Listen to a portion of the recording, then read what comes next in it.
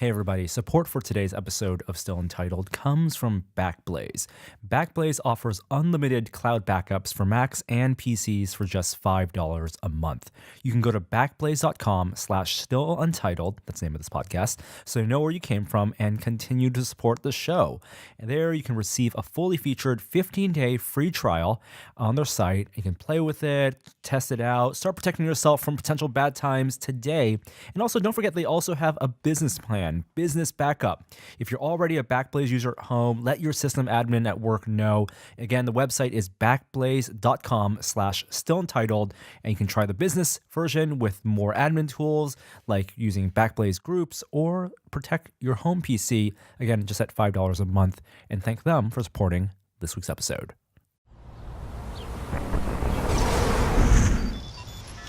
Well, on that note, welcome to Still Untitled, the Adam Savage Project. I'm Will. I am Adam. And I'm Norm. Hey. Dun, dun, dun, dun, dun, dun, dun, dun. They didn't do that one, actually, did they? No, I don't know. I don't know if they did. The time has come. This is a spoiler cast. We have just gotten back from The Last Jedi. I think actually our first, second, and third showings, respectively. That's Indeed. correct. So you guys have both seen it before. This is Yep. my first time. I've been traveling so much. This is literally, it's Tuesday, and this is the first chance I've had to go see it. I had tickets to see it the other night, but I had to give them to you and Danica. Yes. Nice job, Norm. Thank you. Wonderful. So as is our way, Yep. we're going to first talk about the movie in a general, non-spoiler way. For a little bit. For a while. Yep. And then we're going to give you a clear demarcation of when you need to turn off the radio if you haven't listened to this yet. And you should absolutely do it for this film, because we're going to talk about stuff that will... I mean, it's, You it don't is spoilers. want you don't want want to miss. spoilers. Yeah. No, Let's I don't. just say yeah. you don't want spoilers. I will tell you, I did an admirable job of not reading the second half of all those Reddit posts and gliding right past the Twitter things that were saying things. And I literally went into this movie stone cold. That's amazing, because this past week was the toughest week to be online. Oh man, I just turned off the. I had Twitter closed from Wednesday until Friday morning at 9 o'clock when I went to see it. So let's set up some 1 context. o'clock in the afternoon when I Okay, went let's to see set it. up some Yeah. context. Right. Last Jedi, second Episode film, 8. episode 8. Ryan Johnson came in and wrote and directed. Ryan Johnson, who wrote and directed all of his films, he wrote and directed. Brothers Brick. Bloom, Brick, Looper. Looper, or his 3 past films. Did he have one more? That was it. Those are the He ones. might have had a smaller student thing, but those are the 3 that people know about. Of wildly different categories. And science fiction. Looper is the one that a lot of people point to as a science fiction film to maybe give them some impression of what type of film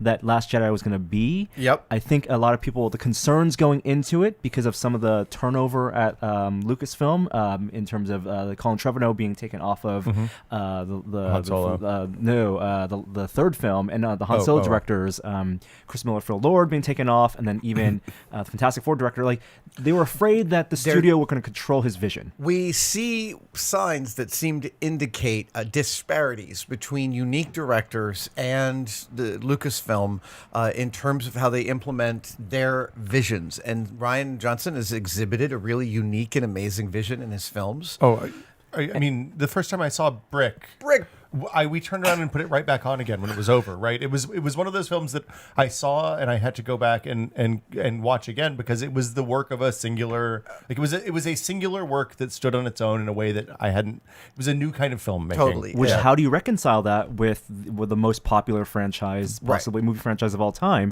off the heels of J.J. Abrams? Right. And you know, there's a lot of press about what it's like to make these movies. There's a lot more sort of inside baseball discussion within the standard pop culture about what it's like for Joss Whedon to have to direct a Marvel film and put an action sequence every 20 minutes, 14 characters, 8 films to tease, etc. All these difficulties that directors have to do. And none of us, I think, nobody can possibly imagine the pressures on a director. So I went into this thinking, I wonder how this is going to go. Well, so. And also, we've had 2 years of festering not only theories but anticipation.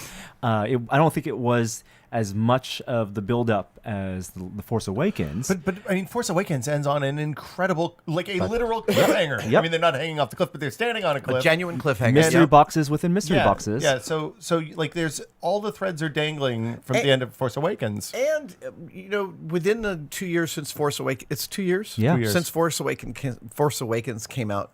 In the intervening time, it has been really sort of, I think, culturally accepted that JJ made a very original trilogy continuation. As opposed to the direction Lucas goes in the prequels, right? Yep. He stays within both the narrative confines and the aesthetic confines and even the special effects confines. It feels like a very authentic film to the first three films, and that was I think for me a terrific bit of fan service. And I think that's exactly right the way he did and not easy to achieve. You can call it a fresh coat of paint, but painting something the way we remember in our head, the thing that most people love more than many things in the world, was difficult. So for all its criticisms of being very similar to A New Hope, maybe structurally, even plot point wise, it felt fresh and it was exciting and reassuring. And yeah, absolutely. And so to follow that act, Yes. is again another pressure, a really difficult thing. So how do you take these characters, these stories, and do something interesting with them? And again, when you're representing a giant tentpole for one of the biggest franchises in history, And also, we would be remiss not to mention that we had a Star Wars movie last year in Rogue One, which exceeded many people's expectations in being including mine, for what a Star Wars movie could be, and so it has to live with that as well. So I think it's time for opinions. Well, I wanted to say, like watching this movie in a minute, it became really clear to me that Rian Johnson loves Star Wars more than anybody else I've ever met, including, like, I love Star Wars. I grew up playing, like, my 5th birthday, I got a Millennium Falcon. I played with Star Wars every day for 5, 6, 7 years. I can't remember when I stopped playing with Star Wars stuff, but it was a large portion of my childhood. And I watched those movies so many times. I know all the beats. I know, I can recite Empire and A New Hope. Yep. And like, he came in and took all the things that made me feel like a kid watching Return of the Jedi for the first time in the theaters, and like that. This is how that movie made me feel, which is incredibly powerful. So let's start with Adam's opinion then. Being the freshest off of viewing, the first viewing. It's beautiful. It's amazing. I loved it. It is, I think, and I'm going to have to see it a couple more times, seriously, but I think it's the most cinematically beautiful of all the Star Wars movies. And what do we have now, 9 or 11 or something like that? I mean, yeah. It is the most cinematic. That shot where Luke is walking away from the flaming door, there's nothing about that doesn't feel grounded in a genuine reality, right? There's no bit about that I felt like I'm looking at a matte painting or I'm looking at a composite shot. I see a man walking away from a burning gate. It all feels real. Oh, that was a little spoiler. Yes, But just a yeah. tiny Not really. I also think that, one of the things in retrospect, looking back at George Lucas's legacy, is Lucas and Spielberg were a real pair in their love of cinema.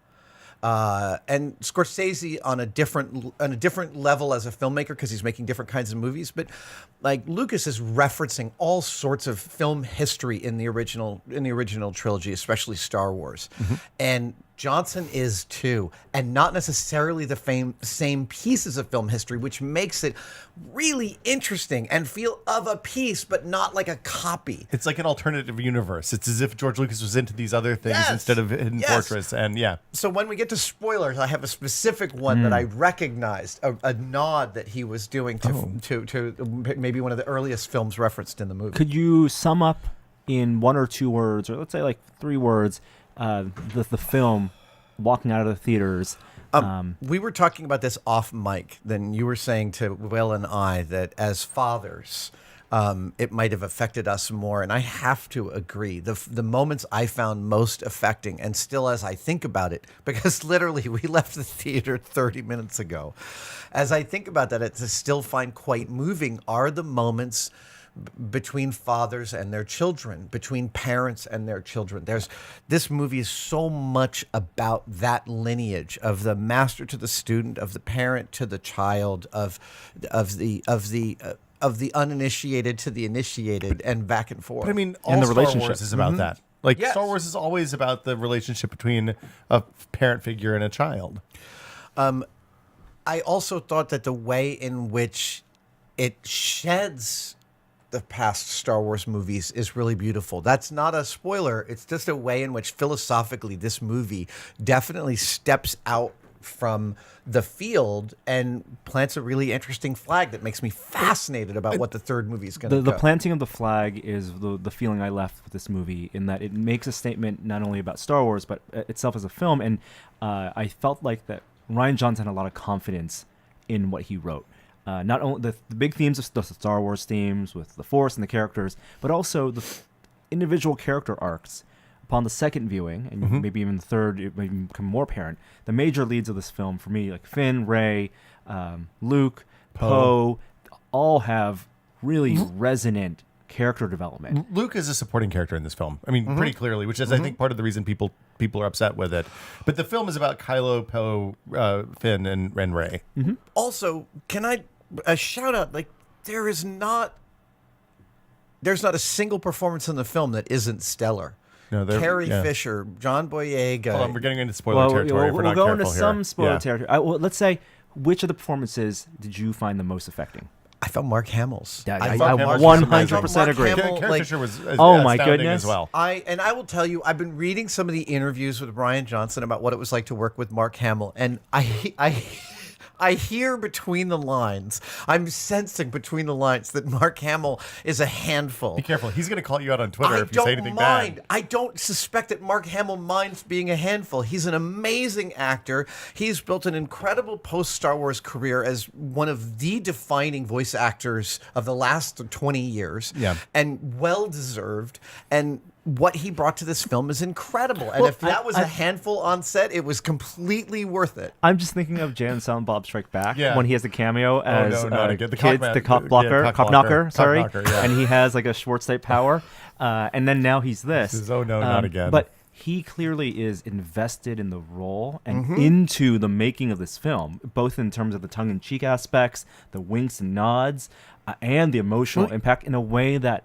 Of the three main actors that came back, Harrison Ford, Carrie Fisher, and Mark Hamill, I think he does the best. Well, so like he knows why people love Luke, and he's been invested in owning Luke for a long time, right? The thing that struck me about this film more than anything, especially watching it a couple of times, is that it usurps expectations, all of your expectations. No matter what your expectations were coming into this film, they were almost immediately thrown out. You realized immediately you had to throw them out the window. And they did that gesturally with the very first moment of the film. Oh well, and it's a thing. It's a thing that happens. It's a thing that's been happening. Like the first time I really was paying attention to this was when Joss Whedon's first Avengers movie came out, and you're like, oh, this isn't the comic book movie I've grown accustomed to, starting with Tim Burton's Batman in 1989 and going forward from there. This is a completely different thing, and it's the meta commentary on what superhero movies are is now being applied by Rian Johnson to Star Wars. And I think it's discomforting to people. So without going into spoilers, we can acknowledge that there is that this movie is divisive, right? I mean, people out there. I haven't been paying any attention to the divisiveness. So, should we get to spoilers to talk about that divisiveness? I'd say because there are some people who may not have seen it yet. Okay, I would ask, how would we recommend people align their expectations so that maybe some of the divisiveness comes from the fact that the movie wasn't what they expected. So what can we say like go in without any expectations? Just go in, expect to have fun. have fun. Go and have fun. It's a fun movie. It is a really fun movie. The action sequences are incredibly well directed. You always know where you are in physical space. This is a thing I found actually really surprising. Both Brick and Looper are really they're interesting movies. They have a surprising vantage point from which the director jumps off from. In Brick, it's teenagers talking like hardened Dashiell Hammett and Raymond Chandler characters. In Looper, he takes a movie star and makes them look not like themselves for the entire movie. And neither of those presages how shockingly I don't know. This sounds weird, and like I'm not a film director, so this is not my business. But looking at those two movies, I'm so impressed by how completely perfectly Star Wars this movie is. How it slots right into the canon. The performances are great, and again, those action sequences, you never are lost in terms of I don't know what's going on. There's too much. There's no mayhem in this editing. Space battle and on ship, person versus person combat. Absolutely. And that is, as far as I can tell from watching movies, that's one of the hardest things for directors to do because not many directors do it well. Have both of you seen Brothers Bloom? No, I have not. I haven't seen Brothers Bloom. I need to watch I will it. say you both are in for a treat. Ooh. Because Brothers Bloom, I feel like, is the one both tonally and in terms of the affection and the character development, is the one that's most akin to The Last Jedi. Ah, okay. And so I would actually, of those three movies, Brothers Bloom is the one that is best projects what The Last Jedi ends up being. I'd like to say, I can't stand it when I read some random commentary where they're like, oh, Meryl Streep really brought her A game. And you're like, well, you understand what you're talking about. And so, again, I'm not a film director. And so it sounds like I'm an asshole to say Rian Johnson's earlier work didn't make me prepared for how amazingly competent this was. Because that's not what I'm saying. I guess it's a beautifully made jewel of a film. It's more than competent, it's confident. It is. It's really confident and deservedly. It's fab. It blew away my expectations. Like my expectations were, which is like all you can hope for. Yeah, for Empire Strikes Back. Like high expectations. Like the dark middle chapter of a new trilogy featuring these new 3 kids with some good cameos from old friends. Yep. And I think we should get into spoiler territory now. I also would like to say. I've said this on the podcast before. To me, Harrison Ford's performance of Han Solo, I don't care really which one it is. It doesn't matter. It's fine. Is the character that taught me in a movie universe as absurd as Star Wars. And it is absurd. Like, it's indefensibly absurd. Fantasy. Of course it is. It's fantasy. In a movie universe as absurd as a place like Star Wars, you need a character who makes fun of exactly what's going on in that universe. And that's what Han Solo did. And that's what Poe Dameron does in this movie. And I liked Poe Dameron for the kind of... It's not quite the full-on meta making fun of the film, but Poe Dameron fulfills... what's the actor's name? Oscar Isaac. Oscar Isaac fulfills that kind of Han Solo slot within this film, I think. So it's interesting you say that, because after I watched it the first time, I came out and I took some notes, and one of the things I said was, look, the thing that's becoming clear in this trilogy is that what we thought were the Luke, Leia, and Han archetypes maybe aren't exactly right. Because Poe Dameron is a little bit of Han and also a little bit of Leia. Because he's going to, things are going to happen to him in the next movie. Yep. John Boyega is a little bit of Luke and a little bit of Han Solo. And Rey, we'll see where she goes. And Daisy Ridley. So I had last year at Silicon Valley Comic-Con, I had a lovely dinner with Peter Mayhew, who's a friend, and he said it was such a delight to be on The Force Awakens and watch Daisy Ridley develop from effectively a neophyte actress into a really confident actress. And he said, I just think that the next movie she's going to be amazing. And yeah, totally right. She's incredible in this movie and an amazing heroine. All right.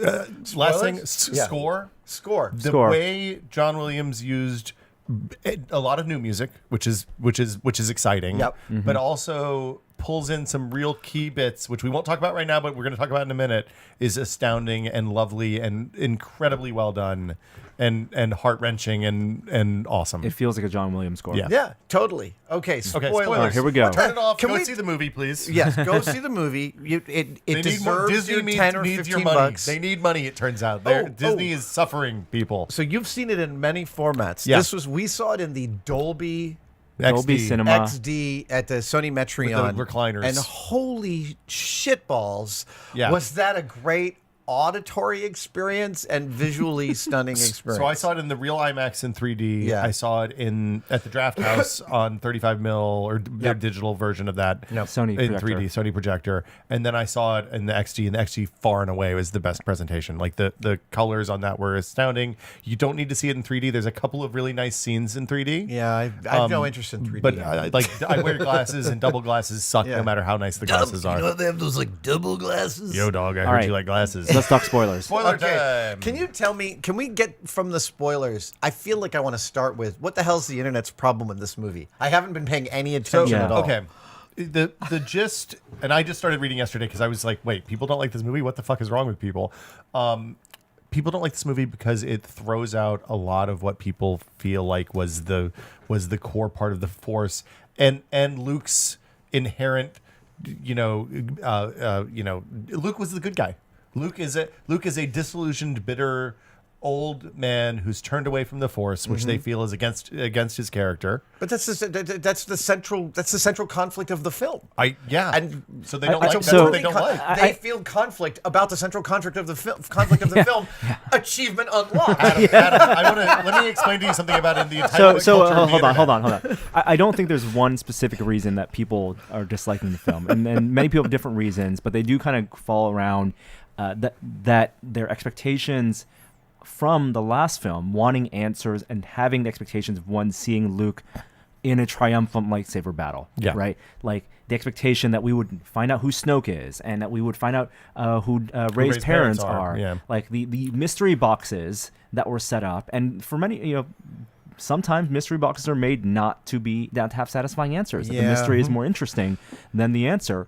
And we talked about how this film subverts many expectations, and I don't think people are happy having those expectations subverted. I mean, one of the critiques, and my wife actually falls in this category. She thought it was too funny. So And- then and- we walked yeah. back. We went back and watched bits and pieces of Empire afterwards. I was like, Empire's a funny movie. She's like, you can't defend this movie only in the context of Empire Strikes Back. That's not fair. And Ryan Johnson has done an was fair. interview saying, it's important for this film to be funny. And I know It's- we all have the trauma of the prequels being quote unquote made for kids. Guess what? Star Wars is made for kids. Well, Star Wars is kind of made for everyone. It's also it turns out. funny. I love Han Solo putting his hand over 3PO's mouth to shut him up while Han is flirting or negging Leia. Yeah, or can somebody get this walking carpet out of my way? Right, Yes. these are movies. When George Lucas made the original trilogy, he was thinking about 30s serials, which are corny and cheesy, and some of that stuff came through. And the movies are better for it because if you had 2 hours and 22 minutes or whatever this is of unrelenting action at the end of it, you would want to cut yourself, Yeah. like at the end of Age of Ultron. Okay, so- sorry, It Joss opens Whedon. with that. It opens with this. It opens with a joke. so It good. opens joke. with a thing that says your expectations will be subverted with Luke throwing the lightsaber No. over. It doesn't open with that. It opens with Poe coming into Hux's ship. Right. Like I'm on the phone. I'm on hold for Hux. Yeah, That's oh, Hux right, with the yes, H. yes. And that is literally like the third line in the film.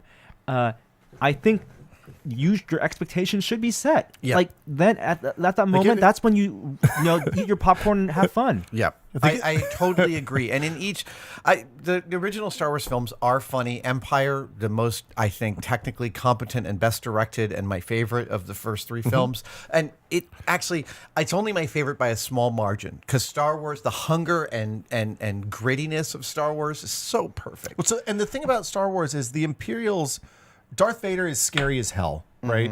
But the Stormtroopers and the rest of the Imperials bumble. Yep. They're not great. Yeah. I mean, they get lucky occasionally. I still love that Reddit repost that makes it to the front page every few months of a bunch of stormtroopers standing there clean and says stormtroopers after paintball practice. Yeah. And we see it in this film, the bad strategy of like, let's send all our TIE fighters after one ship. Yeah. Right? Right. So John Scalzi wrote a piece on his blog, his impressions of the film, and he says like he doesn't care about plot holes and nitpicking, and there is plenty of nitpicking for fans that we have. Some people thrive on it. It's entire. I mean, if you treat Star Wars like a religion, you're going to do that. Like Star Wars is a myth, right? And you can view this film as this is a story from a long time ago, far, far away, as told by. Now it's stories passed down, and even if you watch it through the lens of this is all told by C-3PO or R2, at the end of it all, Right.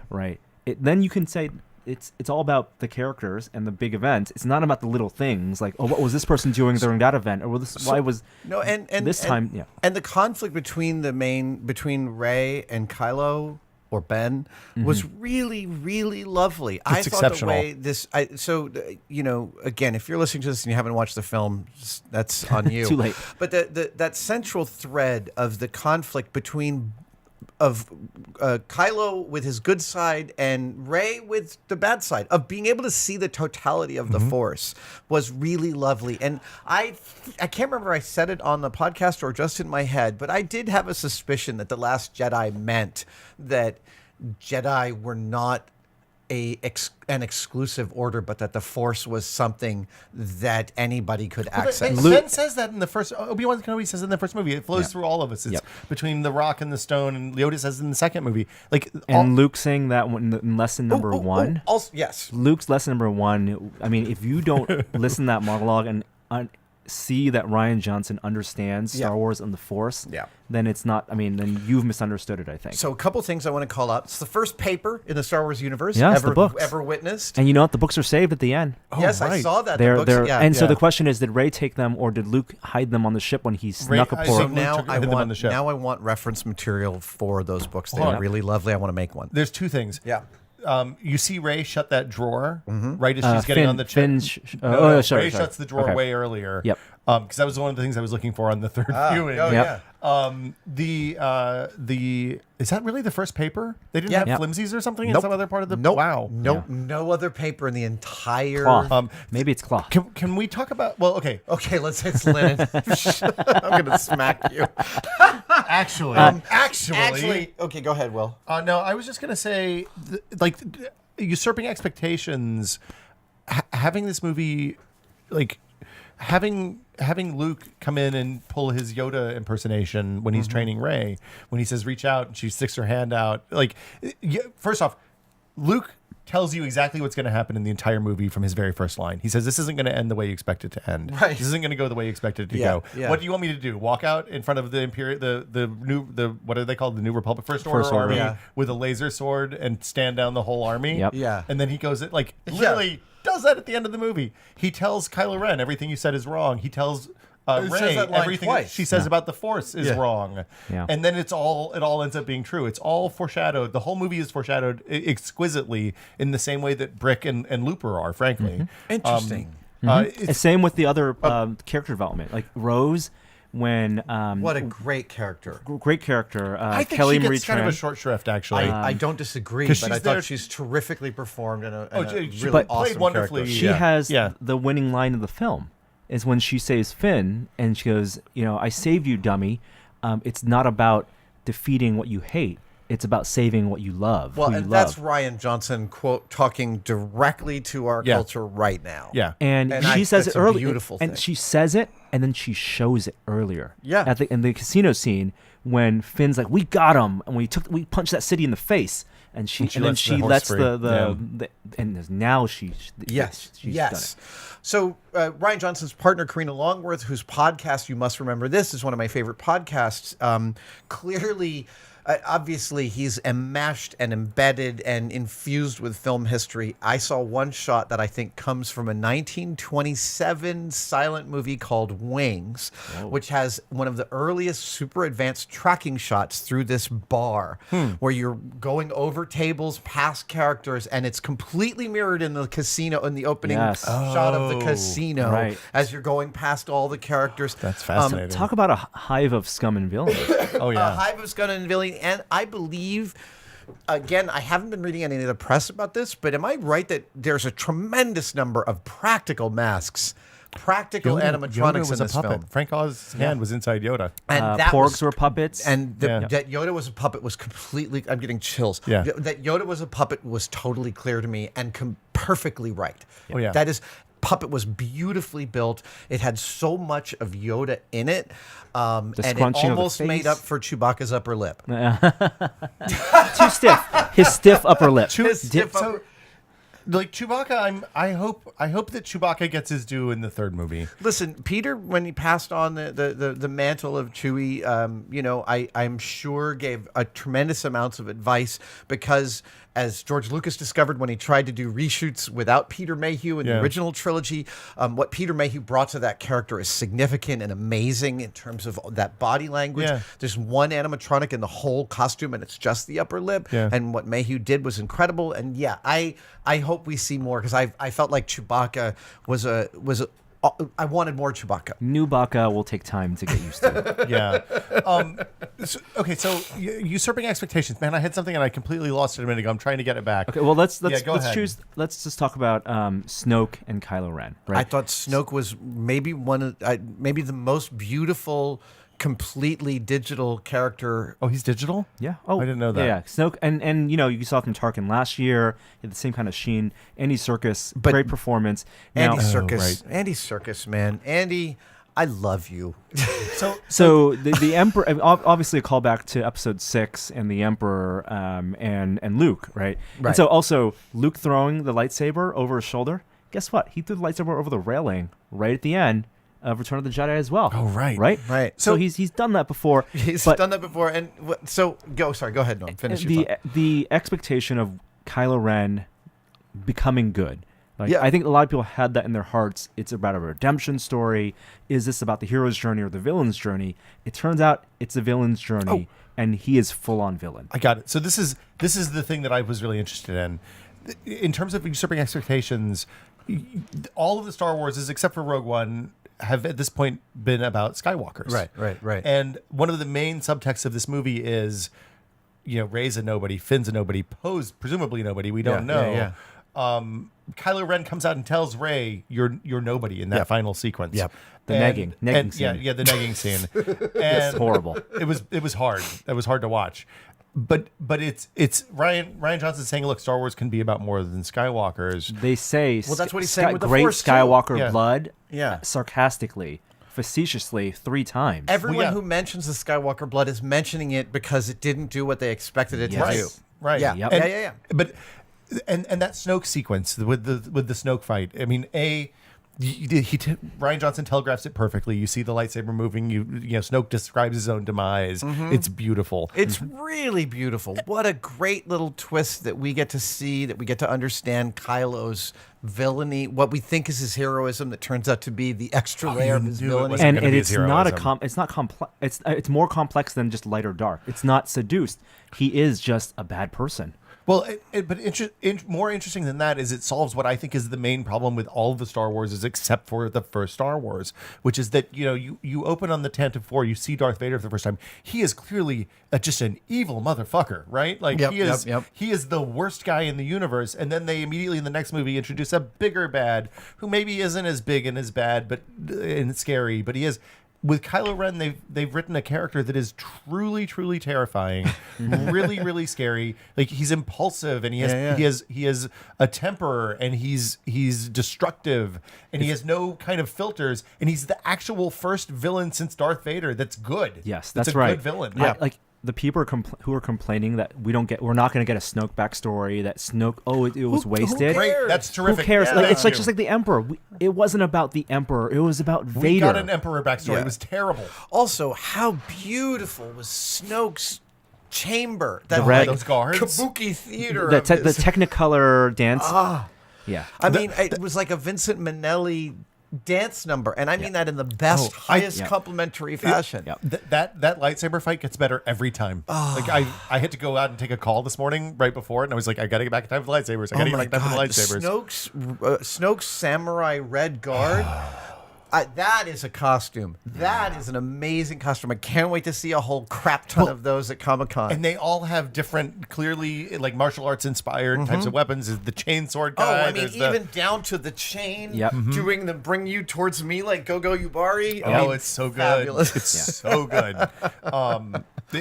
And like that turn, the moment when Rey and Kylo are looking at each other after Snoke's dead, she's grabbed the lightsaber. And you're looking at them and you're like, are they going to start fighting now? Or are they going to, like, what's going to happen? Like, you don't know what's going to happen. It's a really intense moment. And then they turn back to back and they start fighting all the Snoke's guard. Really surprising and wonderful. Exceptional. Also, So a repeated refrain in this film is that Kylo and Rey are connected. We find out that Snoke was connecting them, or seemingly connecting them, but perhaps or their taking credit for connecting them. Credit Yeah. for connecting. Taking But credit. There they were connecting with each other and having this movie-long conversation about good versus evil, and literally finding their place in the world.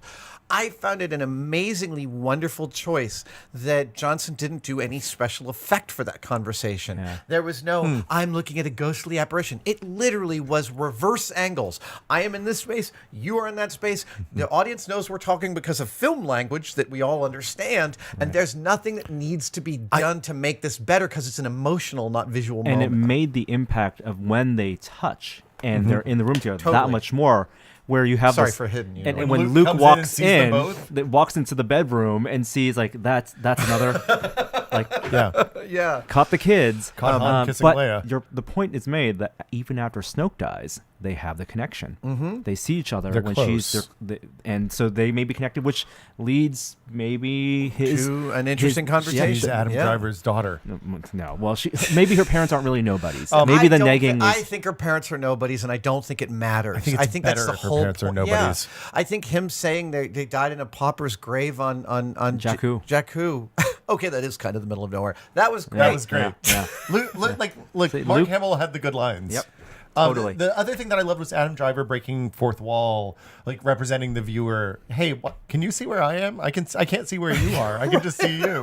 Right? Like Can you put on a shirt? Yeah, can you or put on something? a shirt? Can you put on a cowl or something? I don't want to do this right now, right? Like those, like that was. But she's also the one. He's also the one that she confesses to when she has her dark side experience. Yeah. Oh yeah. And I didn't get the dark side experience.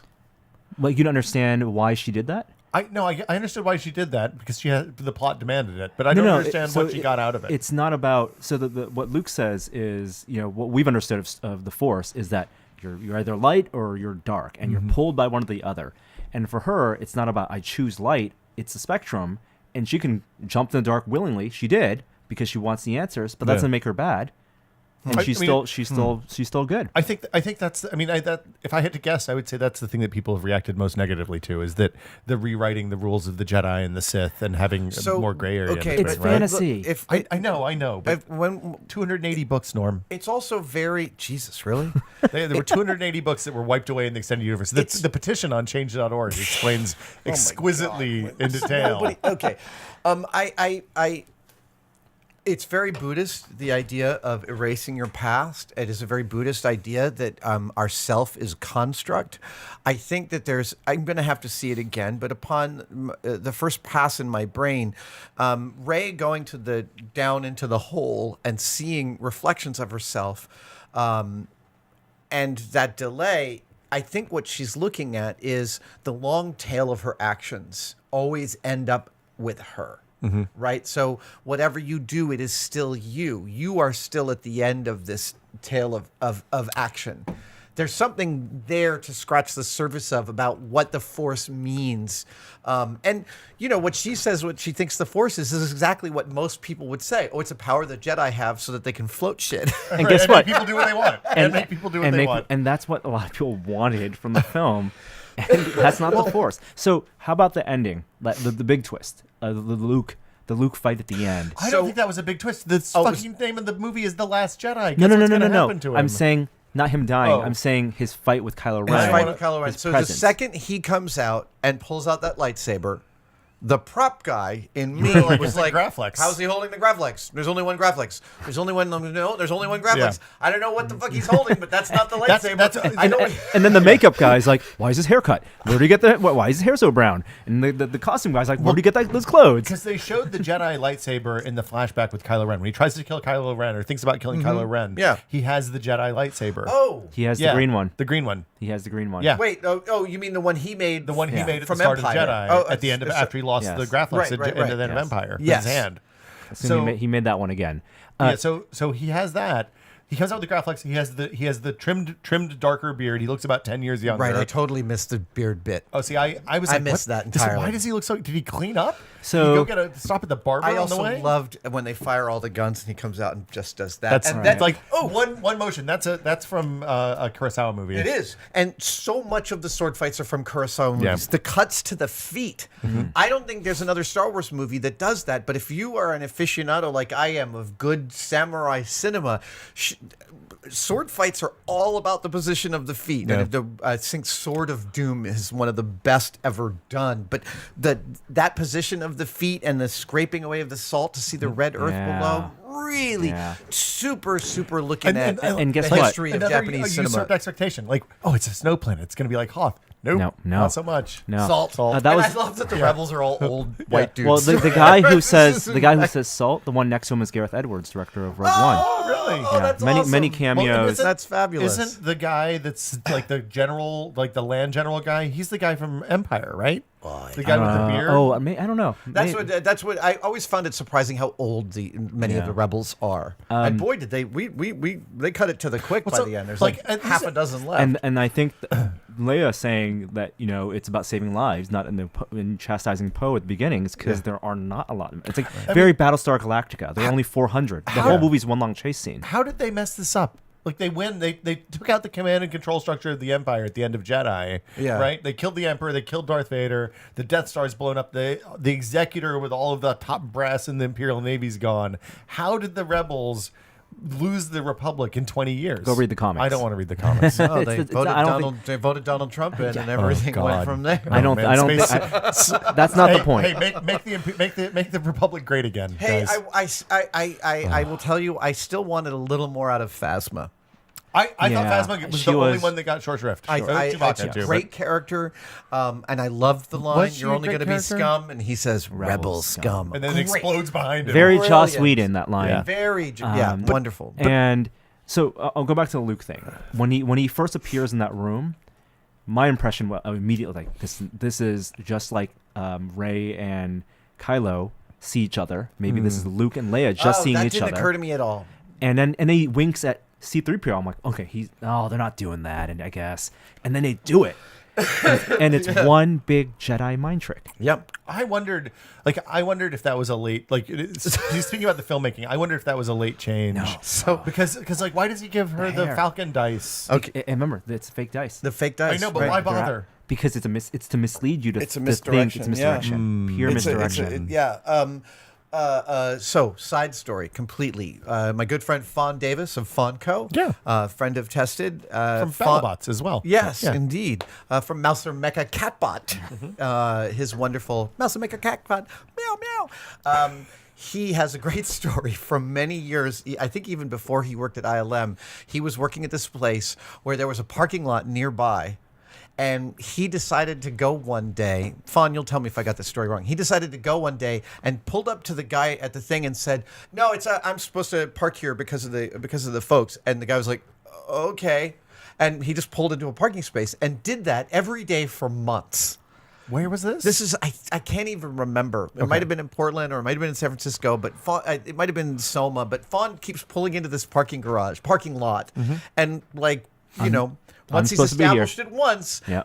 they let him park Yeah. there for. And then one day, after several months of this, he pulls up to the thing, and now it's the same kind of sweet dumb guy he's been fooling this whole time, and that guy's boss. And that guy's boss is standing there and looks at Fawn and goes, "Hey man, your Jedi mind tricks aren't going to work anymore."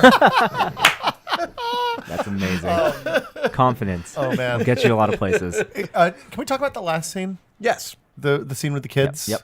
The slave kids? Yes. Like, the new resistance.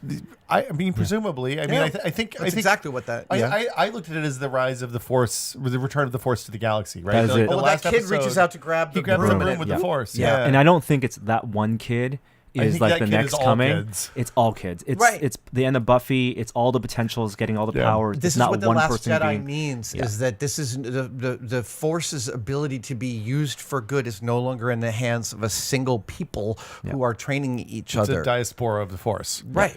I wonder I wonder if if it's The Last Jedi, because now they're gonna do the Silent J and it's gonna be a Jedi situation going forward. Wah, wah. Way to kill the conversation. Well, I think we're out of time. There's a lot more to think about.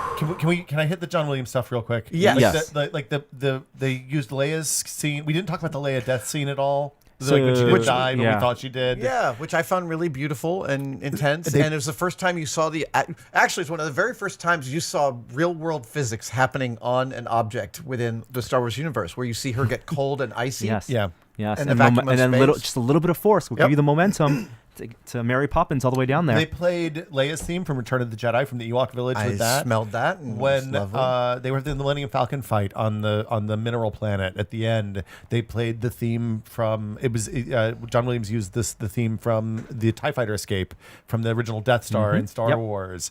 When Luke died, when Luke became one with the Force at the end, he stared at two suns in the sunset. And they played the Luke's intro theme from Tatooine in original Star Wars. There's one shot I wanted in this movie, which is when the Millennium Falcon shows up to help during the last battle. I wanted the first shot of the Falcon to be Chewie in the cockpit.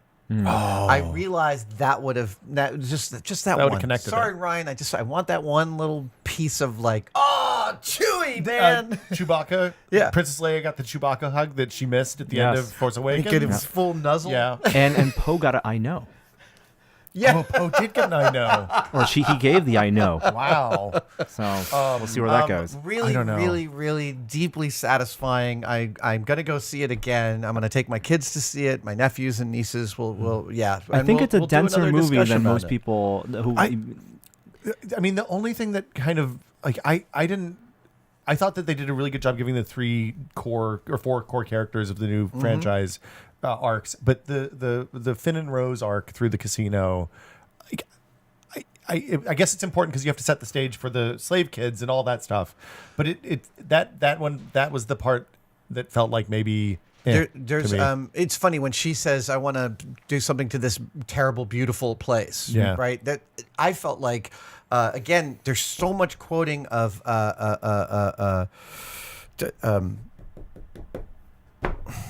Casablanca. In those scenes, there's easily half a dozen Casablanca references. Yeah, that's absolutely right. Demands multiple viewings. It does. So listen, I know that Tony Joe, you're not doing Every Frame of Painting anymore. Long live Every Frame of Painting. But I know you're also doing some other stuff. And boy, would I love to see Tony's breakdown of the film history extant in this movie. Or pick the thing that's most interesting to him. Pick things most interesting. Yeah, absolutely. Because again, I'll finish where we started. I think it's the most beautiful of the Star Wars movies. There were so many shots that took my breath away, and I was like, oh my God, I want more time to take this shot, this scene, this thing. God, we didn't talk about Benicio. Oh my gosh! Right, you were saying in the cab on the way back that Benicio del Toro gets the 2 best cameos within franchise films this year. Look, he's the collector, and he's like an unnamed smuggler, gambler, thief, hacker. He's really terrific.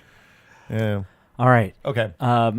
These thoughts will be ongoing. Was that Justin Theroux? It was Justin Theroux as the code breaker. As the code breaker. Oh, really? I want to see more of him too. Yes. Yeah. Please post in the Did we talk comments about Laura Dern? your thoughts. Laura Dern was Laura great Dern. too. Yep. That hyperspace crash. Oh, yes. Like, Oh, why the don't sound. they just do that all the time? Hyperspace And the crash cut to silence. Beautiful. So amazingly Perfect beautiful. opportunity for someone in the theater to go, oh shit. Happen in every screening. Yeah. Okay. Yeah. Okay. I'm done. That's as much as we can cover right sorry now. your recliners didn't recline, it's guys. almost. I guess we're not going to do one next week, so Christmas will be off. Yes, we'll be off at Christmas, but we'll be hopefully back. We'll be back in the new year. Back in the new year. Yeah. So anything on the site in this interim? Yes, we're posting our favorite things all Right. next week and end the year. So stay tuned for that. And then in the new year, we'll have some stuff we've queued up. Cool. Visit some studios and maybe some one-day builds that are in the can. Absolutely. Ooh. Cool. Have a good holiday, everybody. Happy Merry New Year. holidays, Christmas, all your families, and love to everybody. And we'll see you guys in the new year. Thanks for watching us, guys. Cheers. Hey, everybody. Thanks so much for listening to this week's episode of Still Untitled. I think that's our final episode of the year. Now, if you could help us, we would love for you to continue supporting the show, not just by subscribing, but by filling out a short survey. We have a link on the podcast notes page, in addition to the description below. Click that link, fill out the short survey. It'll take just a couple minutes. We don't need your email address. We won't send you spam. It's not for ads. It's to let us know what you like about Tested, and so we can help plan the content for next year and beyond. The link is in the description. Thanks for listening. Happy holidays, and we'll see you next year.